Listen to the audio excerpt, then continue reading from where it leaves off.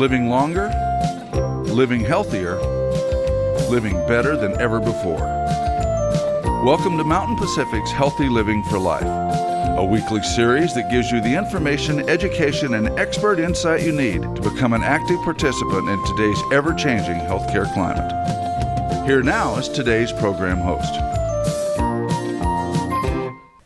Whether it's recovering from an illness, injury, or working to improve your mobility, physical therapy plays an important role in your health care, with the common goal of improving quality of life through increasing overall strength, flexibility, and function. Physical therapy could be your ticket to improve mobility and health. Today we're discussing what physical therapy is and what it can do for you. Welcome to Healthy Living for Life, a show dedicated to helping you do just that. I'm Janet Whitmoyer, your host. Stay tuned. Welcome to Healthy Living for Life. Joining us now is Tori Widowick from Peak Physical Therapy and Sports Rehab.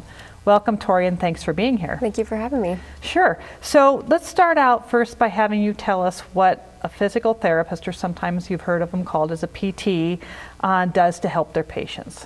So physical therapists, their main goal is to return to prior level of function for their patients. So we're working with them one-on-one to see what their goals are, if they're coming in with pain or restriction, and trying to getting them back to doing what they love to do.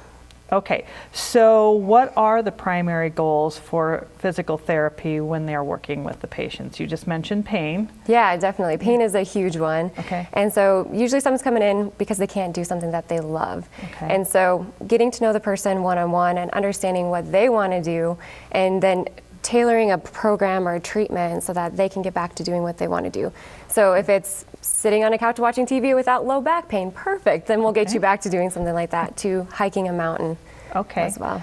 So can you tell us some of the common conditions? You mentioned a couple that physical therapists do, or some of the conditions that they treat. Yeah, so physical therapy is very diverse. We're treating people from pediatrics to elderly. And so we're doing neurological disorders such as stroke, Parkinson's, MS.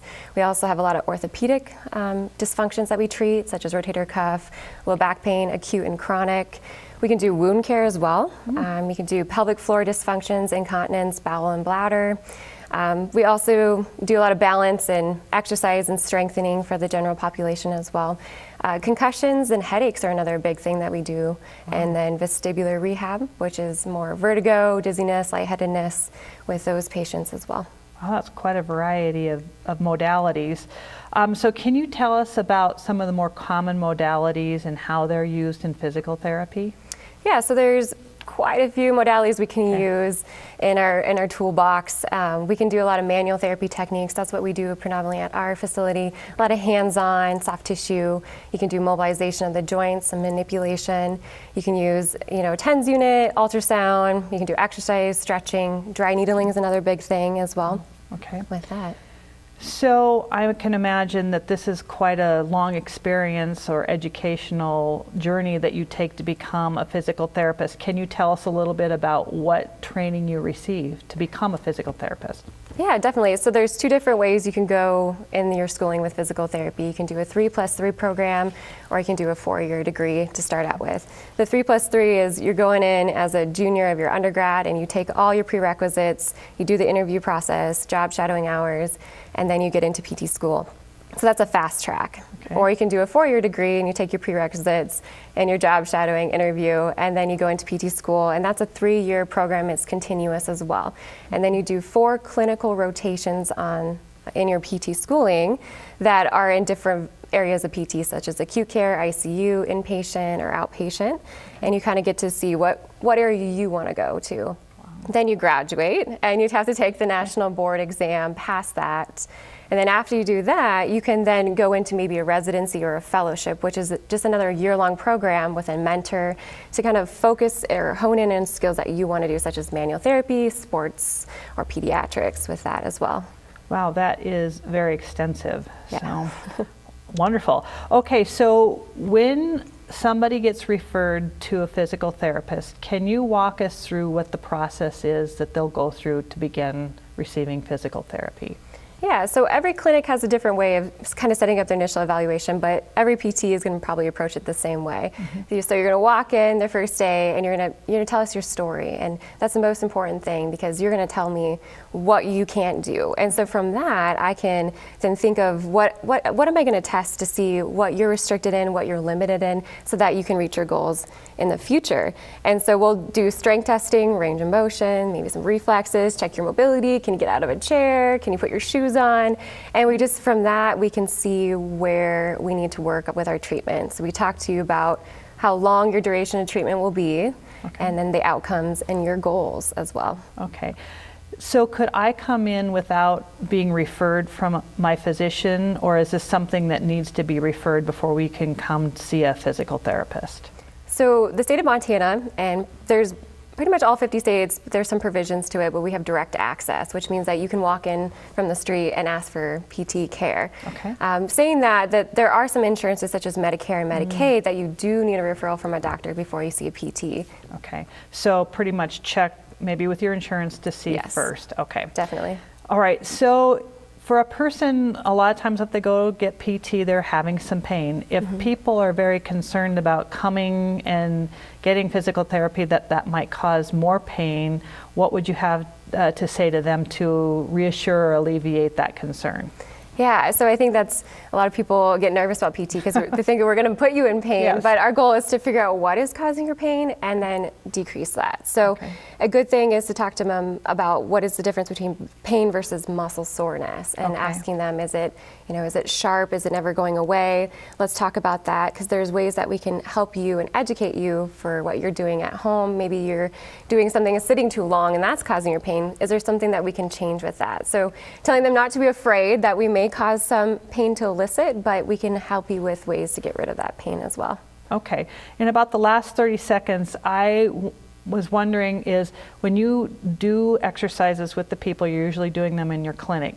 Can they do the exercises in the facility or at home as well, or do they always have to be done in the facility? No, they can do both. I have patients that do workout routines at the gym and at home as well. It's important to do it at home because that is where you're at most of the time. You're not at PT 24/7. Okay, so it's kind of like a lifelong type of training. Yes, definitely. Okay, perfect.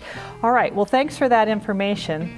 Up next, we'll be talking to Tori about how physical therapy can help seniors stay active and mobile. We'll pause here for a short break and be right back.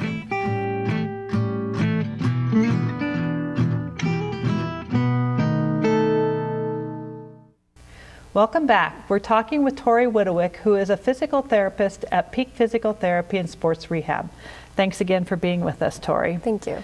Okay, so now we're going to talk about working with seniors. And as we become older, some of our body functions change and become more limited.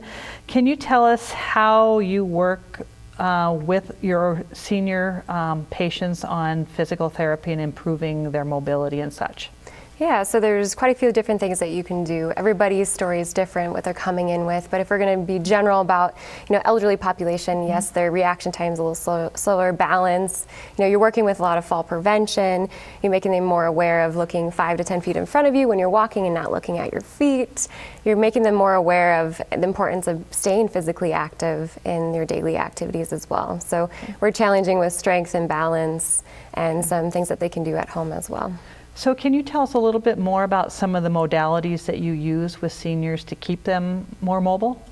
Yeah, so like we were talking about before, some manual techniques, some soft tissue techniques, keeping that tissue extensible. When we age, our muscles get a little bit more stiff, or you have arthritic changes that are happening in the joints, so you can do some joint mobilizations. A lot of aquatic therapy is awesome for people that have pain in their knees because of osteoarthritis. Biking is wonderful too because that takes pressure off of the back and the knees. So there's quite a few different things that you can do to help with mobility. Okay.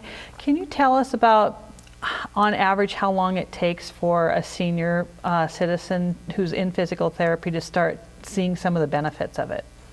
So everybody's story is different. Okay. And if we're talking about at a physiological level, 6 to 8 weeks is actually when you start seeing muscle growth. And Okay. so may see small improvements over time, but it's not going to happen overnight. Okay. And letting them know that as we age, it takes a little bit longer. So those muscle fibers aren't going to be able to grow as quick.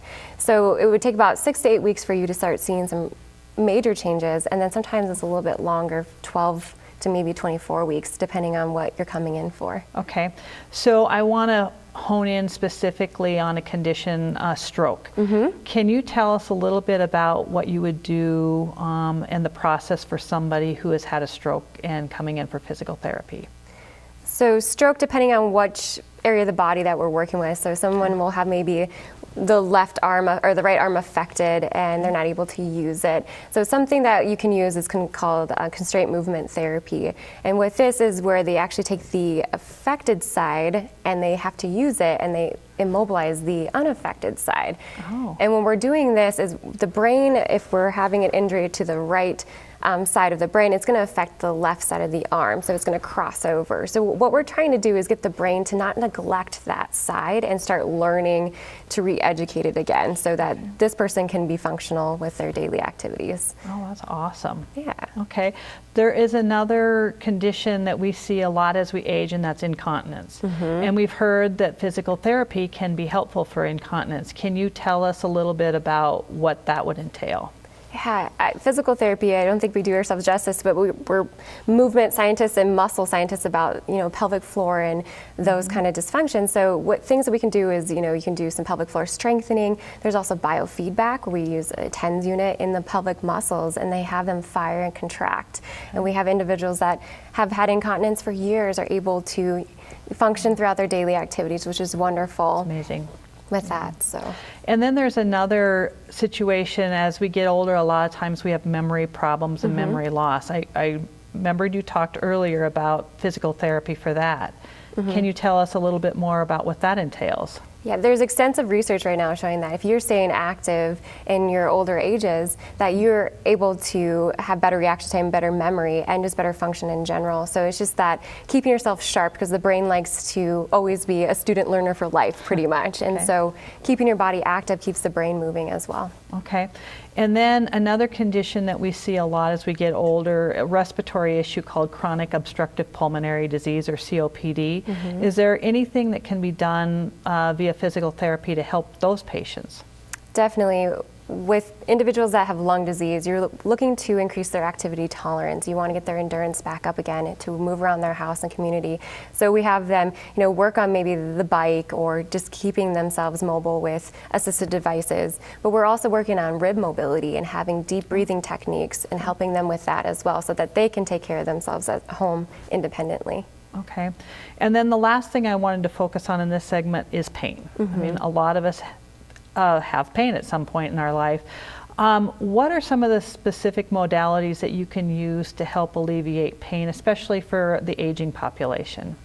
So with pain control, you can use, you could do modalities such as the TENS unit, you can use ice and heat as well, but we use a lot of dry needling that helps improve the muscle extensibility, help decrease the amount of pain in the body. You can do soft tissue techniques and some gentle stretching and just keeping someone mobile with exercise. And what is dry needling, just for people that don't know what that is? It sounds really painful. Yes, it does sound pretty painful, but what it is it's an acupuncture needle, but it's not used like an acupuncturist. It's a monofilament, and it's going to go into the muscle tissue that is irritated or needs to be addressed. And what it's going to do is change it at the muscle level and try to loosen up that fibers and send the natural endorphins throughout the body, so our body starts recognizing it and goes, hey, I'm not in pain anymore, and changes that cycle so that people can move better, get off pain medication, and start doing things that they want to do again. Okay.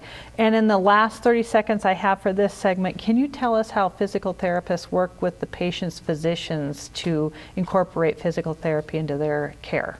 We're always working with providers. Even if you come in with a no referral, we always are looking to talk to other individuals about your care, because we need to keep on the same page with providers. So our providers will look at our initial evaluation. We do a progress note and our discharges. They're always reviewing it and signing off. And so we'll ask them for questions, and they ask us as well for advice. And our beauty of being PTs is that we see them more often than a physician. So we're updating them constantly about their care, and so that we're all on the same page and getting them back to their full function. Perfect. I think that coordination of care is so awesome. So thank you for sharing that. Yeah.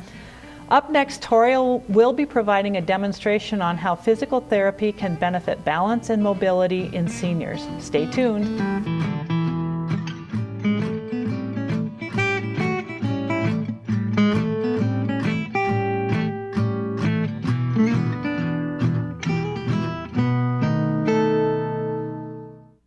Welcome back to Healthy Living for Life. We've been talking to Tori Widowick about physical therapy.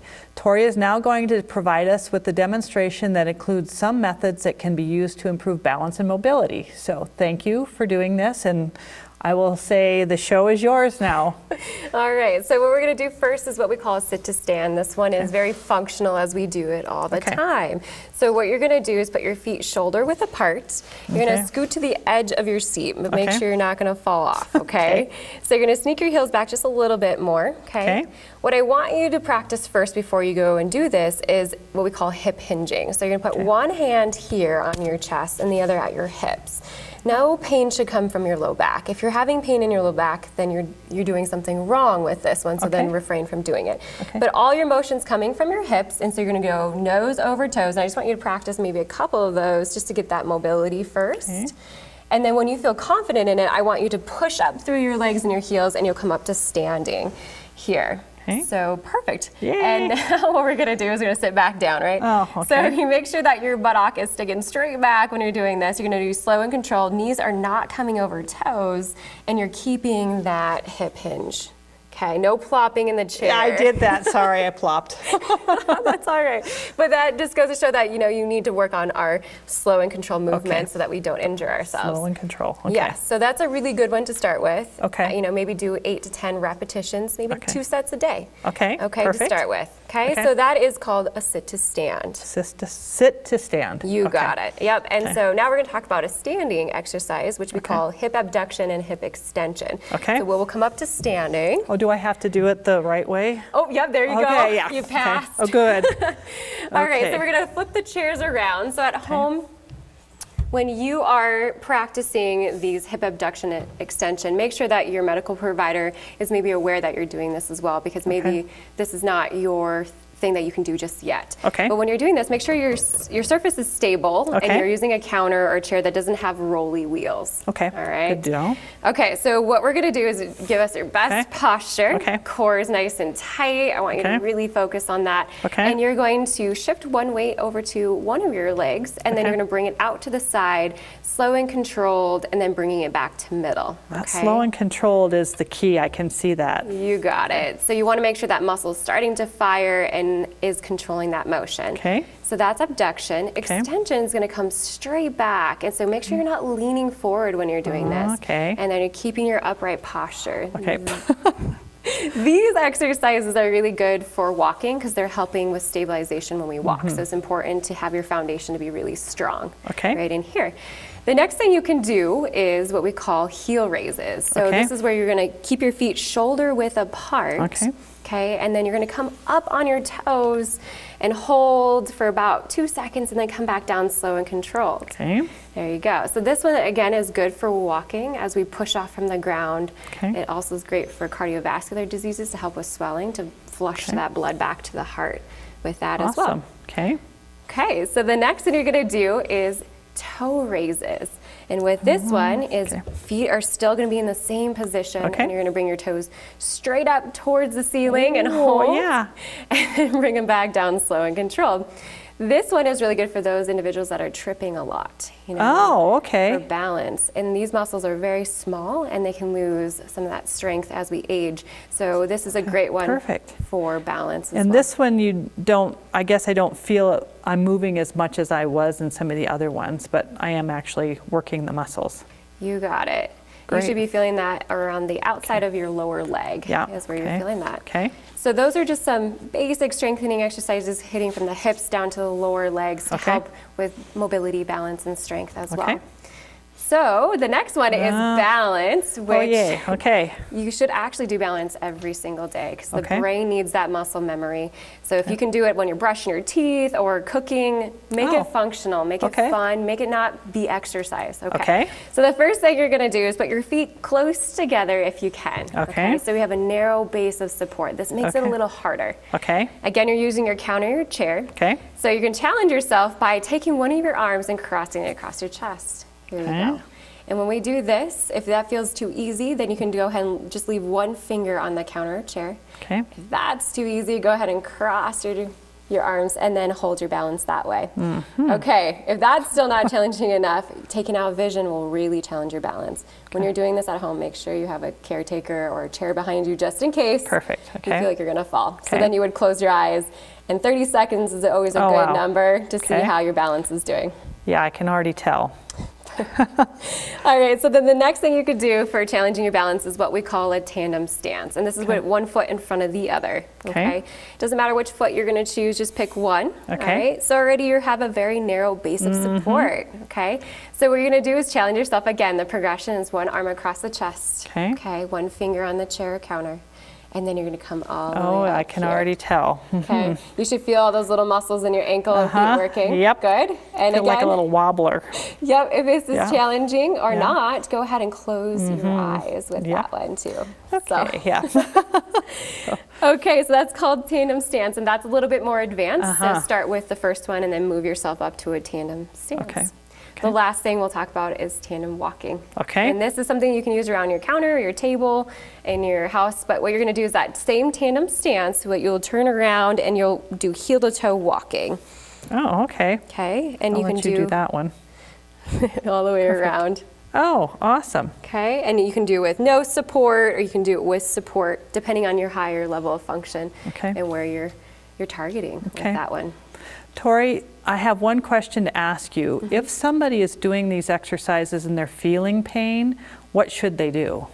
That's a great question. So individuals that are having pain, we usually say if it's something that can't change with position, or if you feel like it's sharp, then to refrain from that activity and then talk to your provider. If it's a physical therapist, a nurse practitioner or anybody, to ask them, hey, I'm having pain with this exercise, can you help me with that? So it's always good if you cannot change that pain with position or ice and heat or stretching, then to refrain from that activity. Perfect.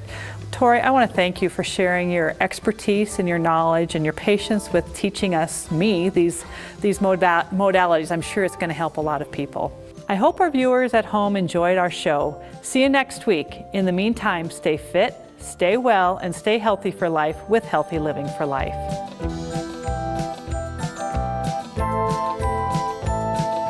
Healthy Living for Life is brought to you by Mountain Pacific Quality Health.